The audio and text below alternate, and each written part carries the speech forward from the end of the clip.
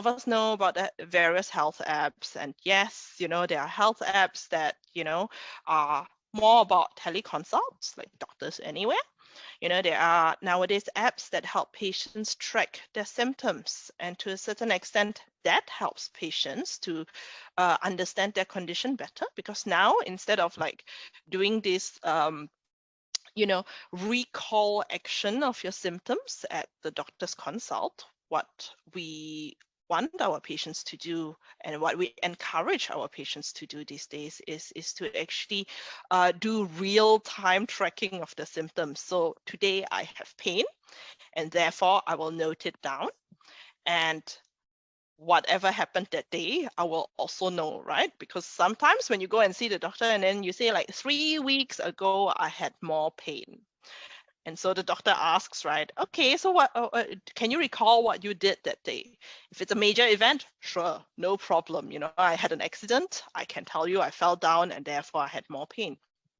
But it may be something that appeared to be fairly innocuous to the patient, but maybe relevant to the doctors. Things like, actually 3 days before that, I had a bit of a cold, cough, runny nose. But if it was a minor one, you may not recall that.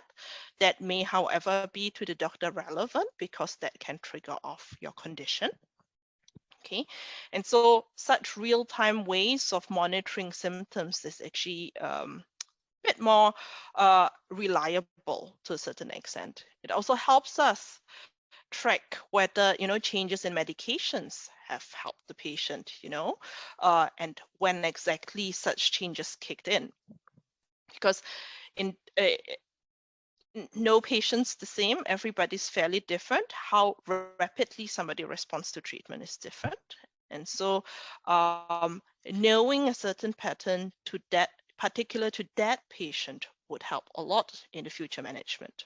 So the other things that are nowadays online and important as well, and are considered actually digital health, are actually patient education and patient forums. And so I am glad to say that NAF is starting to get on board, and we are starting to, upload more patient education videos. But there's definitely a lot more to do. And we also, looking at our counterparts overseas, they have definitely had a head start. They are regularly updating their information. They have, adopted things like chatbots and everything else. And, food for thought for us moving forward. And I think, you'll be happy to know that, I think it is always good to get patients involved when we are developing such things, because not only do studies show that any digital health intervention without patient input actually fails, or fails to make a difference. Okay. The next thing is that, if patients are involved in the process of creating such resources for them, there's actually, to a certain extent, an expectation of return of investment, but also emotional and time investment from the patient's part, right?